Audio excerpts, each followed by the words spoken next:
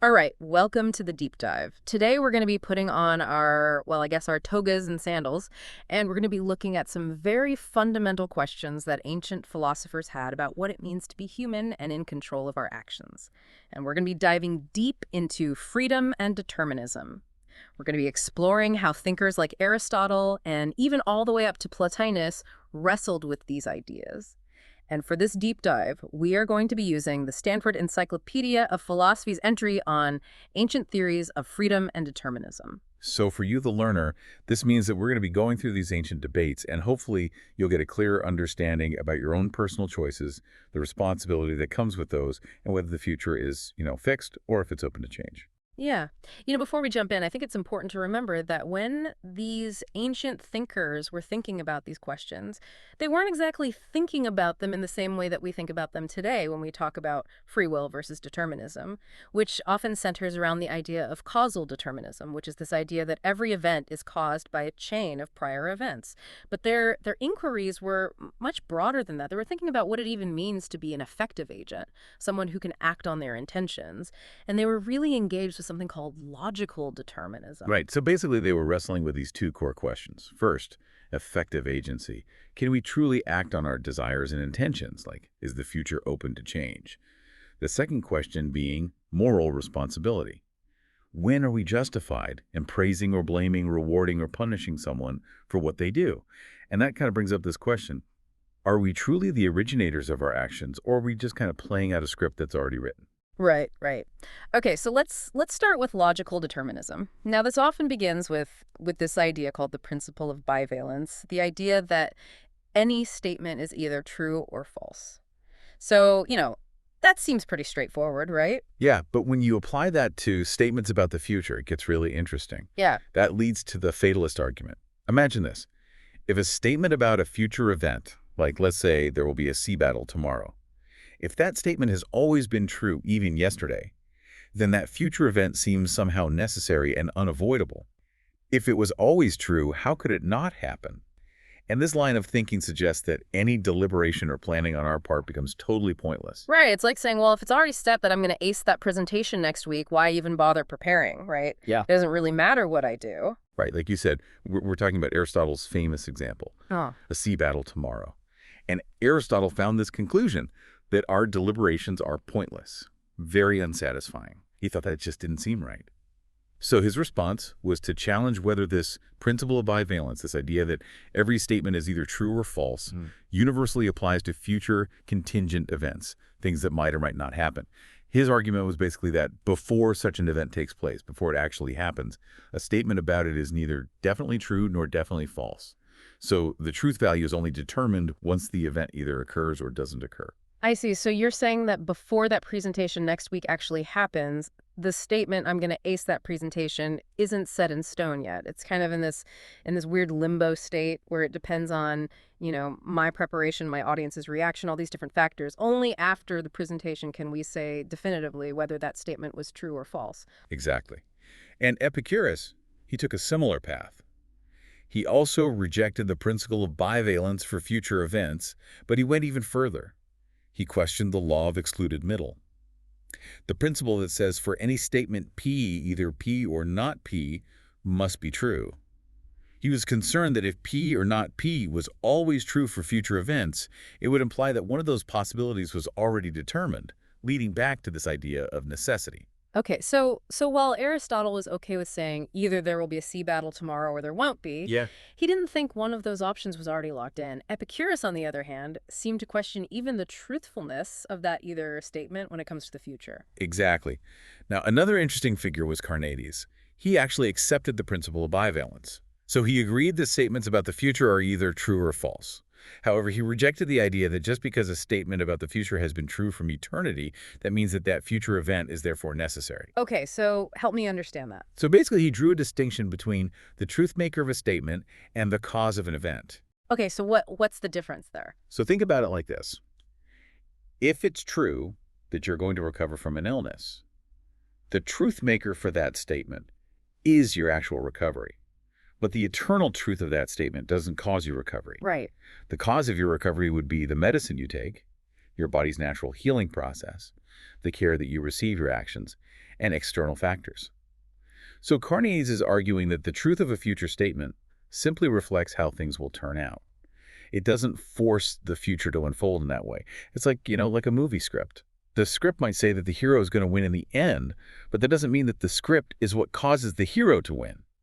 What causes the hero to win are their actions, their bravery, their training. I see. So it's like the script is just reflecting what's going to happen. It's not actually causing it to happen. Exactly. He emphasized the voluntary motion of the mind as the real source of our actions, something that's not causally necessitated just because a future statement about it might be true. Now, the Stoics, they had a very different take on all of this. They embraced both the idea that future statements are true and the idea of causal determinism. Right. They were big on fate. So how did they square that with human agency? Mm. Because it seems like if everything's fated, our choices don't really matter. Right. So their argument was that events are co-fated with their causes, and our actions are a crucial part of that causal chain leading to the fated outcome. So deliberation isn't futile. Our choices are the very means through which fate unfolds. Chrysippus, a key Stoic thinker, used the analogy of a cylinder rolling down a slope. The cylinder is pushed to start that represents external causes, but its continued rolling is also due to its shape, its own internal nature. So similarly, our actions are influenced by external factors, but also by our own internal makeup and choices. Okay, so even if, let's say, my recovery is predetermined, my choice to go to the doctor is also part of that predetermination, right? It's like my action is a necessary link in this chain of fate. Exactly. They rejected the idea that just because an event was eternally true, that meant it was beyond our power to affect. Our choices are part of that eternal truth. Now, let's shift gears a little bit and talk about voluntary action and moral responsibility. Aristotle had some very foundational ideas about what makes an action voluntary. Right, right. So for Aristotle, a voluntary action was something that originates in the agent, the person performing the action, and the agent knows the circumstances of what they're doing. These are the actions for which we can be praised or blamed. Involuntary actions, on the other hand, those are excused. This would be like if someone physically forced you to do something, or if you acted out of ignorance of some crucial fact, something that wasn't your fault that you didn't know. Yeah. And he also talked about mixed actions, like, let's say, a captain who throws cargo overboard during a storm to save the ship. Hmm. So these actions are chosen knowingly, but they're done under extreme duress. Right. And Aristotle considered those to be voluntary, but obviously the context really affects how we judge those actions. Right, right. And Aristotle also seemed to think that for an action to be truly voluntary, we must have been able to do otherwise. Like we had the genuine option to do something different. This is something that philosophers call the principle of alternate possibilities, or PKP. So, for example, if I chose to have coffee this morning, I must have also had the option of choosing tea, right? Right. Now, Aristotle also considered the problem of psychological determinism, this idea that our actions are basically just automatic responses triggered by our desires, our character, our perceptions. So if that's the case, are we really in control? Right. His response was that we are responsible for our character precisely because it is developed through our past voluntary actions. Mhm. It's like we become just by repeatedly doing just things, courageous by acting courageously, and so on. So you're saying that even if right now my desires are pushing me to be lazy, I'm responsible for having those lazy desires because I've repeatedly chosen to be lazy in the past. It's like those past choices are what shaped me into the kind of person who has those desires in the first place. Exactly. And Epicurus, he also believed that we have a certain degree of control over our character. He thought that reason allows us to evaluate our desires, to decide which ones are beneficial, which ones are harmful, and then we can shape our character accordingly.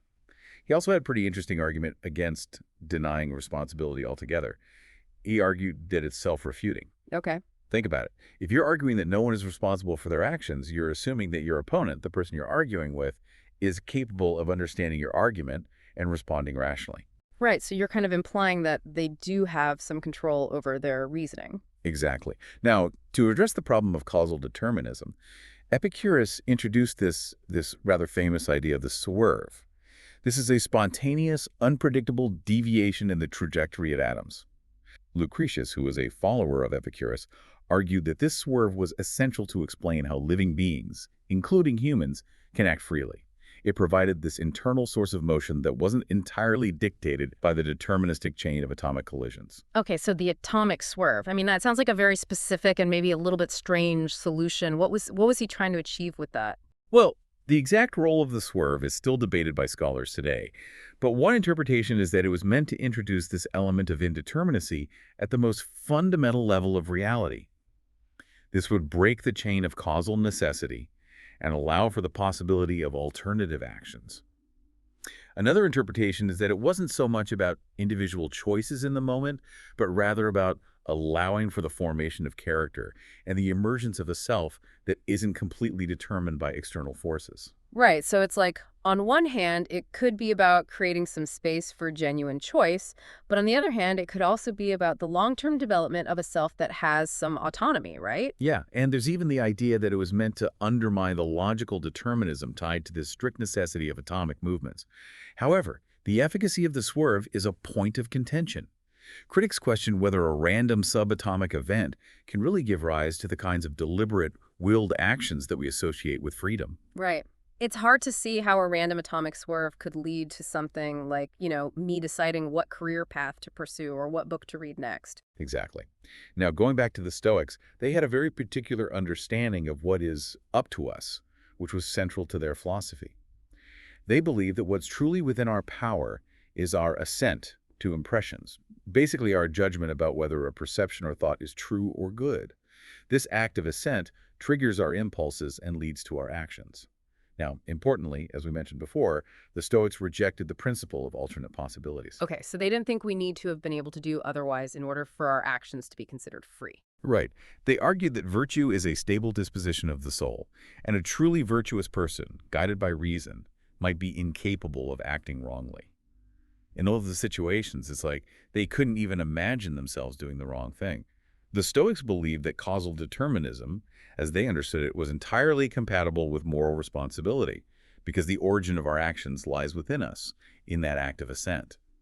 They also viewed punishment not so much as retribution, but as a way to rehabilitate the wrongdoer and restore harmony. And ultimately, they believed that true freedom comes from within, from freeing oneself from irrational desires and living in accordance with reason. Right. So for the Stoics, it's not so much about having all these different options open to you, but it's more about having this internal control over your judgments and your desires, even if you're in a world where everything is determined. Exactly. Now, Alexander of Aphrodisias, he was a later Aristotelian philosopher, and he challenged the Stoics on this point. He was a proponent of incompatibilism, the view that causal determinism and free will just don't mix. He argued that if all our actions are causally necessitated, we don't have genuine freedom to choose otherwise, and therefore we can't be truly morally responsible for our actions. Right. He thought you actually need to have that ability to do otherwise. Right. He argued that deliberation itself requires the possibility of alternative actions. He even revisited Chrysippus' cylinder analogy. Remember the cylinder rolling down the slope? Yeah. He argued that while the cylinder's rolling might be influenced by its shape, it's ultimately the initial push that determines its movement. Similarly, if our characters and the causal order of the universe necessitate our actions, then even seemingly virtuous actions are compelled, in a sense. He believed that genuine free choice requires a new causal beginning a cause that isn't predetermined by prior causes.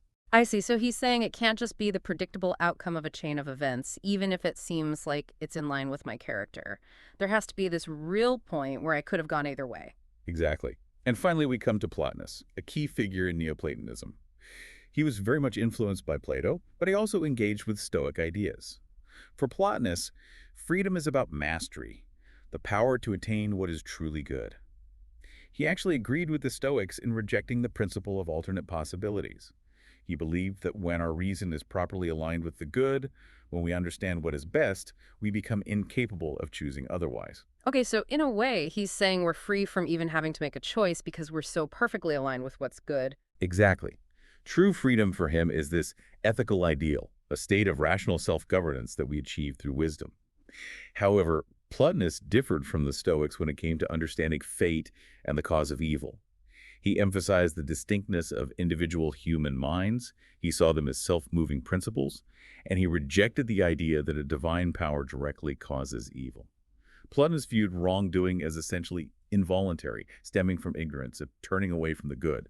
However, he maintained that the wrongdoer is still the cause of their actions and faces consequences for those actions. Consequences like, becoming more enmeshed to the material world or even reincarnation in different forms. Okay, so even though he sees wrongdoing as stemming from ignorance, there are still consequences within this system of reincarnation. Right. So we've explored a wide range of views on freedom and determinism. We've seen Aristotle's emphasis on voluntary action and the contingency of the future. We've looked at the Stoics and their idea of co-fated events, Epicurus' attempt to inject some randomness with the swerve, and finally, Plotinus' view of freedom as this ethical mastery. Each of these thinkers provides us with tools and frameworks for thinking about our own agency. Right. And for you, the learner, there are some really interesting takeaways here. First of all, the ancient focus on logical determinism shows us that this problem of necessity, it's not just about cause and effect, it's also about how we think about the truth of statements about the future. Second, this Stoic idea of co-fated events, it offers a way to see our actions as both part of a determined order and yet still meaningful and effective. And then third, this ongoing debate about whether the ability to do otherwise is essential for moral responsibility, it's still a central point of contention, and there's no easy answer. And finally, maybe most importantly, we've seen how the concept of freedom itself was understood in such different ways as the power to choose between alternatives, as an inner control over our judgments, or as this ethical ideal of rational self-governance. Right. So as you reflect on this deep dive, consider what aspects of your own understanding of freedom and control are challenged or maybe affirmed by these ancient perspectives. How might these debates from centuries ago inform how you think about the choices you make, the world around you? The questions that these philosophers grappled with continue to be relevant today, and they invite us to think more deeply about the very nature of our own agency. Thanks for exploring these ideas with us.